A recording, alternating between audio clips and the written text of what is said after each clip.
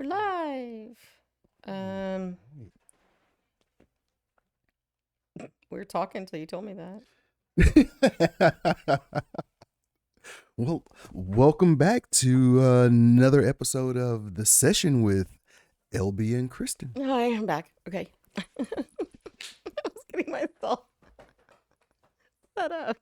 It's like, and all right. That's So- what we need.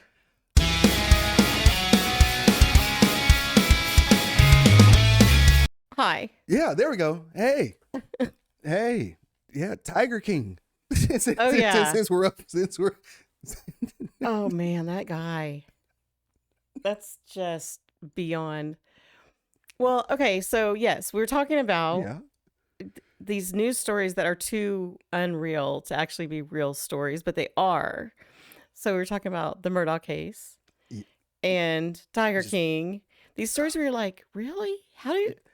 Is that a human? the new normal. I guess I once you reach a certain guess. age, that's like, no, this is the new normal that we live through. Like, this is, yeah, these people are. But okay, so the Murdoch family, actually Tiger King too, in two different. But remember a long time ago, like, did your mom? I don't know if your mom or anybody in your family just watch soap operas.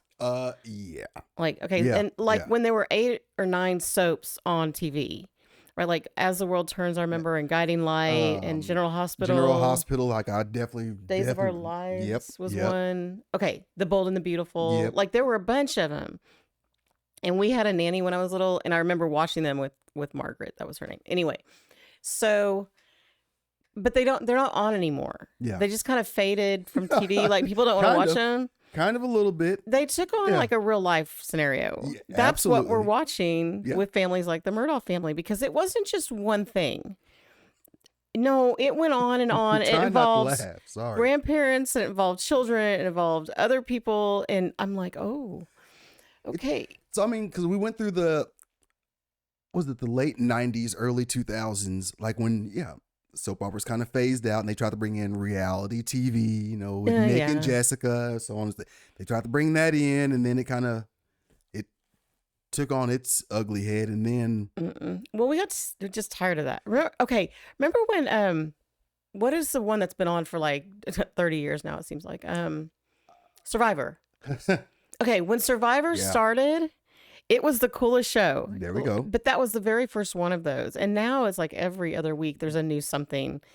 And Survivor XL or Survival Corporate America. So it's I mean, yes, you you want reality? Yeah, we're gonna make it for you. Yeah, I They could think. do like Survivor the Mall. Oh, I think that would Oh. be right on. people would. If you can make it from this side of the mall to the other side of the mall You gotta go without to a the food court, too. gunshot. Yeah. You what? Yeah, you gotta go. You cannot avoid the food court. Oh yeah, you must go through the food court. How many of the sample trays can you avoid? Oh yeah. I want to say what happened was when cell phones in society took over. Oh, we're going back to this again. Yeah, society You're took right. over. It took over, and it replaced, like, we don't need y'all to make up reality TV anymore, because we're just gonna record it and post it. It's instant. It's Oh, not yeah, going much it's not going better. through an editing room. It's not going Right. through, hey, are these words allowed to be said, or hey, did this company show up in the background? Is their logo showing? It's like, no, no. This foolishness was happening, and we were right here at Banana. If we're gonna make this go through the mall into some kind of weird game show, I really think that there should be like this little caveat part where, like, when you're going through the food court past the carousel, you have to tag along with you 3 6 to 8-year-olds and make it through. I knew that was coming. That's gotta be part I of knew making that it was through the mall. I knew that was coming. I knew it. And one of them has to have a snotty nose. Oh gosh, yes. One of them had, like, that's, you Yep. won't get all your points unless one of them has. And you get like, yeah, that has to be going on. You have to make it past the carousel and one ice cream shop with all the children. And there's like bonus points involved, but yeah, that's gonna happen. And what can you not fall into temptation for? Not the giant cookie samples. Not Not the new fruit smoothies. Let's see. That would be different for everyone. This is true. My temptation would be like walk past the Van store without going in to see if they have new collab going on.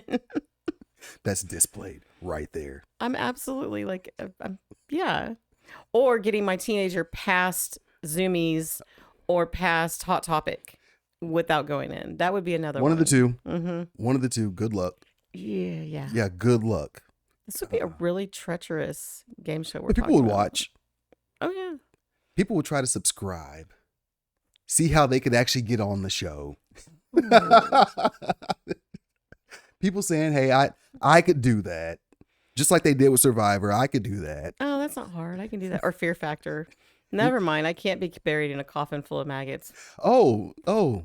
It just seemed easy because it was on TV. Yeah, no, I don't know. There's not ever a time I've ever watched any of those shows and been like, you know what? I could definitely sleep out in the jungle. I want to do that. I want to be naked and afraid. I could I've definitely never said do that that. ever.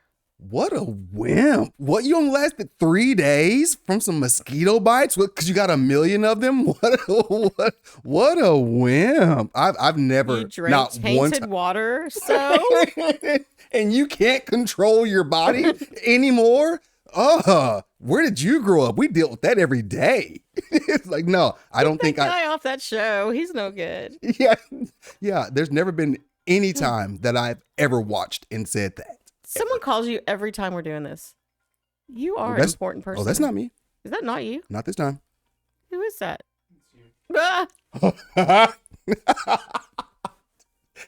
Not me. My bad. Sorry. And this is where technology comes. Phone, stop. See, that's how that works. Yeah. It listen to you. It doesn't listen to me. Yeah, that's maybe you should program like the guy from Sunny. That's true.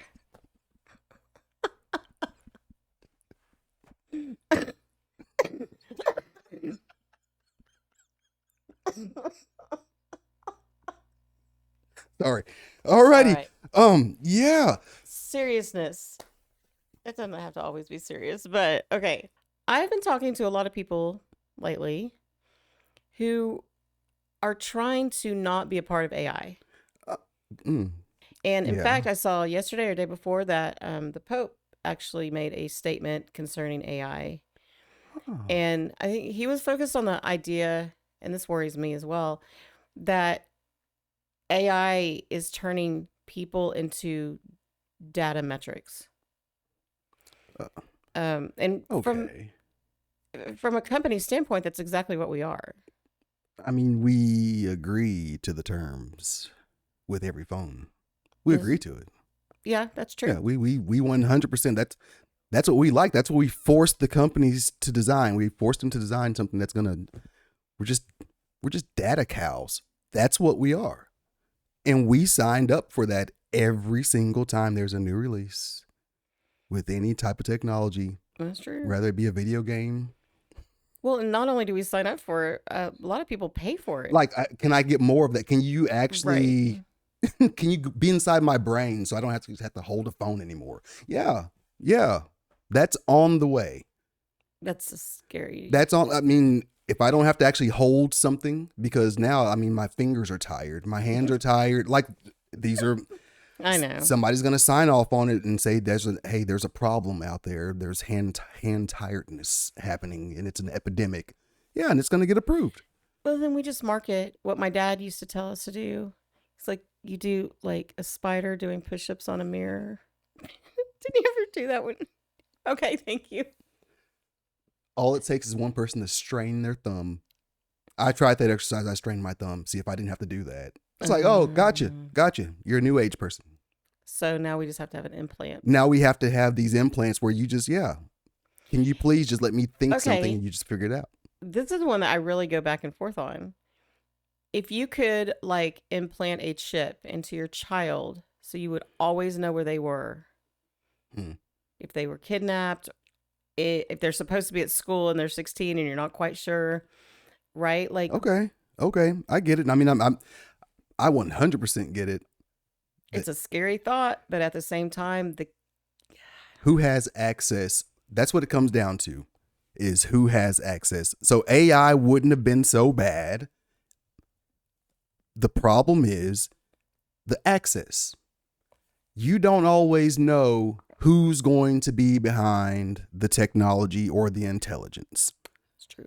So we're going to always be stuck there, unfortunately, because there's always going to be some good. I mean, again, AI can help us with surgeries. AI can help us with solving like major issues, but AI can also help malicious thought instantly. Oh, yeah. Instantly. Like, it's not going to take you 10 years to figure out how to do this horrible thing. I can do this instantly for you. It was like a year ago. It was about a year ago, within the last year. I saw a story about how there was a Catholic church in Switzerland, I believe, that had come up with like an AI Jesus. And so the idea behind it was that, in this interview that I saw with the priest, the idea was that you go in 24 hours a day to do confession if you needed to. Yeah. Which, okay, that's a good idea if someone really needs that. However, this was like a monitor with an image of what we think Jesus might have looked like. And you would confess, you would do your regular confession, and then it would go through the Bible to figure out how to answer whatever it was you just confessed. And I can't get on board with that. No, because there's no matter, you got the positive intent behind it. Absolutely. Again, the positive intent is still there. Man is still behind how it's going to navigate. Mm-hmm. Man is still behind react to this question this way. And if man's behind it, there's room for evil to There's room. In. There's no matter what, there's room. All the way down to who gets to choose this image. Right. Because we really don't know what, we found the Shroud of Turin, right? And we have an idea. Somewhat, but come on. But every Jesus is like, not every, I shouldn't say it that way, but most of the Jesuses I grew up with were white. Understandable. With a lighter brown hair color. Okay. Same. Well, if that part of the world where Jesus grew up, he was not white. He does not at all. And we can't even talk about that over here. It's impossible for him to look the way that we were told that he looks. Impossible. And I think that's the same thing because, most of the images we see of Mary, she is like Snow White, and beautiful. And I know that you want to represent her in a beautiful way, but why is that the only beautiful way? Like, because she would not have looked that way either. She was a working, like an actual worker from back in the day. I just don't see them looking flawless. Right. I think in portrayals, we are, especially if you're Catholic, which I am. Okay, so my disclaimer. But yes, that's my image of her, but that's my image of her soul. Okay, there we go. Is beautiful and perfect like that. But I know good and well that when I see an image of her that man has created, that is not what she looked like. And here we go. Man, as long as man can have his hand in things, it's going to be unfortunately twisted to fit something. Something. Right. Something. We don't know what it is, but it's always going to, always. Because if not, then how Jesus and or God will look is like energy. If you could capture what energy looks like, like how would you? I don't think there's no possible way to capture what that. You can't. So now it goes down to, well, I got to make this up, and it has to be grand. How's it gonna look? How is energy gonna look? It's like, well, it glows white. It's like that's one type of energy. It glows green, it glows blue, it glows it. I mean, and then there's atomic energy that looks like Chernobyl. So how are you gonna paint that? You can't. I know. You can't. So, but I mean, I get it. You have to have something for people to hold on to. It's, what do you call it? Tangible. It's just, because our human side wants something tangible. Like you said, we want to see what it looks like, what it sounds like, what it, I think we had a discussion about dinosaurs at one point where we don't know what they sounded like or what they actually look like. No clue. We know body structure based on fossils. That's it.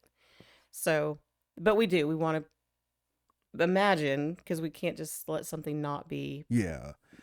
That just so that will all. That's why AI will always be dangerous. Like just no matter what, and it's unfortunate because it can be extremely helpful. So I understand people not wanting to have a part of it, but you're absolutely right as far as not trusting it. You don't have to trust it 100%. You don't. And I don't. So it's okay. Thank you for your validation. it's like no, because it's frustrating because of, let's take it back before AI. Take it back to dial-up and the internet first coming out, and how Dial-up, like just that crazy sound. Like a lot of people don't know that sound. If we could just plug that sound in on what it used to sound like to get on the internet, it's like just like. I will find that sound. Please. I'm going to find it. Where you put your disc in. Bing. Yeah. I remember all those noises. You come back home 2 hours later and the disc was almost halfway. You almost had the internet 3 hours later. 3 hours later, you almost had the internet. Almost. But we went from that to. That was about the amount of time it took to print my 1-page paper. That's what we come from. I know. That's what we come from, people. But we've so forgotten that. But 100%. You and I grew up with a phone attached to the wall. Simpler times. And it was simple and it was better. Simpler times. And no, you don't want to go back saying that, but I'm like, it was so much better. And think about the cord tripping you up. That wasn't. I was about to say, we bought extra long cords because I would carry the phone around all over the house when I was a teenager, and it would get stretched out. 25-foot cord just wrapped around everything. It was, yeah, because I'd go walk through 2 or 3 rooms while I was talking. But again, it was simpler times. And we transformed that into not using the internet for good. Seeing how malicious we could actually get with this thing, and now you have the dark web that's born. And I remember it being spoken about, and then all of a sudden the dark web disappeared. It never disappeared. It took on a life of its own because that's what the internet allowed. It went underground. And it's had a whole life. It's had an entire life. I still don't understand why. Now, individual sites, and I appreciate this, that they had to come under scrutiny, so their arm was twisted. But like Facebook now will not put things on that aren't appropriate. There we go. Yeah. And if you look up an image, sometimes in Google, the images will have like a slash through them, and you can click on it to look at it, but it's a warning like this may not be something you want to be looking at. Yeah. For instance, don't ask me why, but I was Googling guillotines, and there were some, I think, in action, and those were right. Gotcha, like it was a little bit gory. So, it's the freedom of speech that got mixed in with the internet. So, I mean, we could take it back to first YouTube. It had 0 censors. So honestly, no matter what you typed in, no matter what your age was, it showed you. I'm talking about, goodness. I watched things from beheadings to stonings to was it Molotov cocktails? Like the that was early YouTube. And then all of a sudden it's like, oh, maybe there should be some type of restrictions. It's like, but there's still things that pop up, and it takes them a minute to get to them. And I don't go looking for things like that because I don't want to see things like that. Once you've seen it, you cannot unsee it. You cannot unsee that. It doesn't go away. It's not, how do people do it these days? Oh, it's just a movie. It was just a movie. I don't care. You can't unsee a movie either. I mean, truly, I don't care if it's someone I know or someone I don't know, right? Like I recognize it's still horrible what you're seeing. Yeah. So, but we kind of normalize that, and we kind of put laws behind it. We put laws behind it again, like the freedom of speech type thing. It's like, well, how about this? How about we don't take it away 100%? How about we blur it, and we'll leave it up to your household to teach the individuals in your household to click on it or not.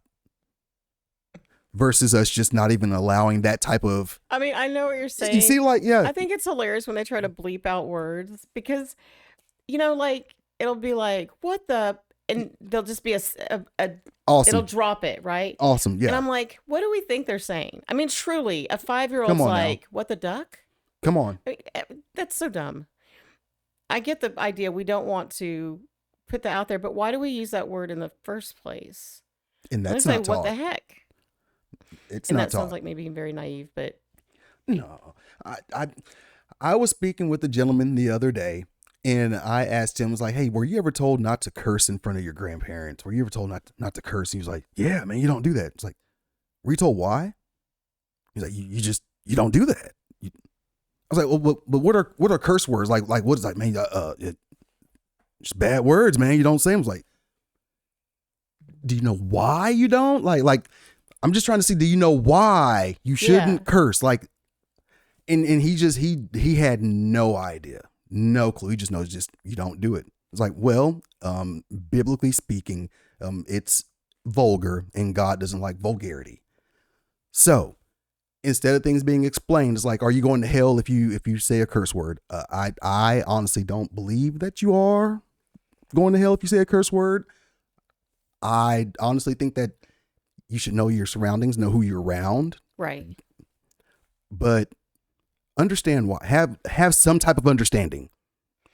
I think okay, so I have most of the music I listen to, I don't pay attention if I'm downloading something, and maybe I should, but sometimes I'll get this uncensored version, sometimes I'll get the censored. It doesn't, you know what I mean? Yep. And it's just whatever I download without, I'm, careless is what it is. So in any event, the girls were really little. I mean, they were probably like 4 and 6, 5 and 7, somewhere in there. And we were driving to Target. I can remember this so well. We were going to Target, and a Beastie Boys song came on that was an uncensored version. And it occurred to me as we were driving, I was like, oh my gosh, my kids. And there's a part of me that was like, don't make a big deal of it, because then they'll know it's a big deal. Yeah. And then I was like, I can't not say anything about this because it's dropping the F-bomb, left and right? It'll get repeated. You don't want to. And that was part of it, was like, this is not part of normal conversation. And I need them to know that. So we park, and, I turn off the car and I turn around. They're both in their little car seats. And I was like, oh, we need to talk, guys. Yeah. And so they're looking, and I'm like, okay, so the song that we were listening to? And they're like, yeah. And I was like, did you hear some bad words in that, in that song? And they were like, yeah. And I think Rachel's like, yeah, Beastie Boys do that all the time. And I said, okay, so they are adults and they can choose to use those words if they want to. But you guys are kids and you may not use those words.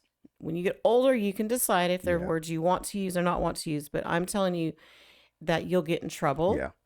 And if you go to school, and I said, and a lot of it is just because it's disrespectful. There we go. To use those words around your teachers or around adults in general. I said, plus, what if one of your friends learns that word and they go home and they say it to their parent and they get in trouble? That's why kids don't use words like that. Yeah. You just can't. And now they didn't make it to 18, but they were, they were a little bit older before I ever heard any kind of word drop out of their mouths. So. I was older, probably 8th or 9th grade by the time I started to curse, because I had that much fear that I was going to hell. Like that's zero explanation. My mom didn't curse. Never heard my grandma curse. Couldn't remember hearing my grandpa curse. But my uncles, who were Where'd you learn that word? From Uncle Charlie. Yeah, my uncles who didn't who weren't a straight and narrow. Yeah, they had a colorful vocabulary. I get it. Yeah, okay. So it's like, well, gosh, it kind of. I'm totally about to turn left on this story. Was there a story you were going to tell me at some point about your uncle under the bed? No, but him changing spark plugs during the rain. Oh. Again, wasn't a lot there. Wasn't it? Okay. They did a lot of. If it was out there, they tried it. Fair enough. Okay. Yep. So there we go. So I got to associate. Well, people who talk like that are people like that. So yeah, I can't. That would turn someone off too. I would imagine. Yeah. You know. Okay. But again, it wasn't until my adult years that I actually went and studied, did research on like what does it mean to curse? Like who comes up with the fact that I'm going to hell or not? Like who? I had to go and figure that out. I see. Yeah. Well, that's what I think with religion in general. You get to a point where you have to figure it out yourself. Like I wasn't raised Catholic. I was raised in a Methodist church, which is fairly liberal. There we go. And I saw stuff in the church that I was not a fan of, and I think that happens everywhere. But and so then for a long time, I didn't really do anything. It wasn't that I didn't believe in God. It was just I wasn't going. I didn't feel like getting up on a Sunday morning because I had been up the night before. So, I just kind of let it fall away like it wasn't important, and then I got back to the point where I was like, okay. And I met, Doug, and he was Catholic. And so we started talking about it, and I was like, okay, I was very drawn to the There you religion go. for for that reason. And, I think we all have to come to that point, like we're spoon fed it when we're kids. And then there's a point where I think everybody does say, is this what I want to believe? I really don't know of very many people who, from birth to death, were just diehard whatever they were born into. I think a lot of people have to question it a little bit. You have to reconfirm your beliefs and decide, okay, is this what I really, where my heart is, where my belief is? It has to interest you. I think ultimately what people should want is to continue to have an interest in life. The moment you lose an interest, and it's like, well, I don't know if that's what I want, but then at the same time, I don't care if I want anything. I think that's a dangerous place to be. It's okay to question how you were raised. I do it all the time. It's okay to do that. It helps you find things out, and it gets you to some type of truth. No, and I agree. Yeah. I think questioning is a really important part of building your faith and your belief system. Because if you're never questioning, well, why did Jesus do this? Or why did God do this? Why does the Bible say this? Or whatever religion you're involved in, it's blind. It's just blind following, which is very dangerous. Okay. And you have some people say, oh, well, you need blind faith. It's like, you need an understanding. It's not that you're trying to be all knowing. So don't twist words. You're not trying to be all knowing. You need to have an understanding of what a testimony is, the power of a testimony, why you should have some type of interest in God and or Jesus. What makes them so special? Well, it's tied to testimonies. Testimonies are so special because of the things that are happening to people, whether it be a miracle or whatever. Boom, there's the interest. If you don't have any interest, or if they're not doing something, quote unquote, and I know people don't like to hear this, if they're not doing something special, then what are people going to be drawn to? And I want to say that's why a lot of people don't do the religion thing, or they just like, you know what, I'm backed out, because all you do, you go sit in a building and you're like, what are you guys doing? You're just reading. You're not doing nothing. Like there's nothing fun. There's nothing. Well, it doesn't have to be fun. That's not. Sorry, I know. That's yeah, the whole you see what I'm point saying? of Yeah, what you're saying. I know. See, yeah, and it's like, and we're so as a society, we just demand fun and entertainment all the time. It's a thin line on piquing the interest of a 15-year-old who could truly be going the wrong way. How would you do that in a monotone environment? And it's like, it's not that it's downplaying that. That 15-year-old just needs a different type of the same Jesus, just give a different story. Give maybe tell that 15-year-old story about David and Goliath. Like yes, you gotta you see what I'm saying versus hey, let's memorize numbers. Let's memorize, like, or God fed all these people with one fish and a loaf of bread. It's like, oh, okay, what do you?